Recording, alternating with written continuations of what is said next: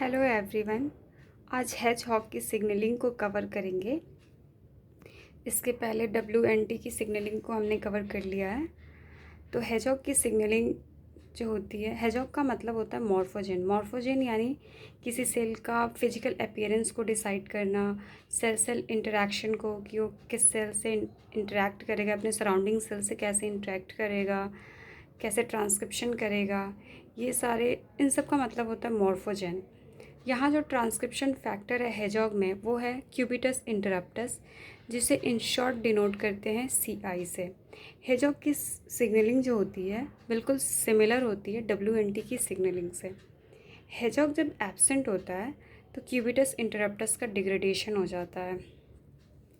Cubitus interrupts का first phosphorylation होता है बाय CK1, सेकेंड फॉस्फोराइलेशन होता है bye GSK3 and third phosphorylation होता है बाय प्रोटीन काइनेज A। जब 3 टाइम्स फॉस्फोराइलेशन हो जाता है तो CI का यूबिक्यूटिनेशन होता है। यूबिक्यूटिनेशन का मतलब होता है जब किसी भी प्रोटीन पे यूबिक्यूटिन आके अटैच हो जाता है तो उस प्रोटीन का डिग्रेडेशन हो जाता है। तो यहाँ भी क्यूबिटस इंटरप्टस का डिग्रेडेशन हो जाता है। डिग्रेडेशन कॉम्प्लेक्स को एक जगह होल्ड करके रखता है फ्यूज्ड और कॉस्टल 2। WNT की सिग्नलिंग में एक जगह होल्ड करके डिग्रेडेशन कॉम्प्लेक्स को जो रख रहा था उसका नेम था एक्सिन और APC।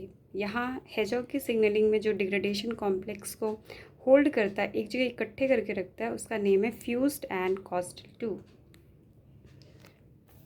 हेजॉग रिसेप्टर्स जो होते हैं वो 3 टाइप्स के होते हैं, Ihog, patched and smoothened. Ihog name इसलिए है क्योंकि इसके पास इम्यूनोग्लोबिन लाइक डोमेन होता है। जब हेजहॉग एब्सेंट होता है तो पैस्ट इनएक्टिव करके रखता है स्मूथ एंड को। Passed inactivate smooth and. Smooth and को इंट्रासेलुलर वेसिकल्स में पैक करके रखता है। जब स्मूथ एंड वेसिकल में पैक रहेगा तो ये तो सेल सरफेस पे आएगा नहीं, अपनी सिग्नलिंग करेगा नहीं, जीन्स की ट्रांसक्रिप्शन करेगा नहीं। तो इस तरह से ये इनएक्टिव फॉर्म में चला जाता है स्मूथ एंड। जब हेजहॉग प्रेजेंट रहता है तो बाइंड करता है आईहॉग और पैच से।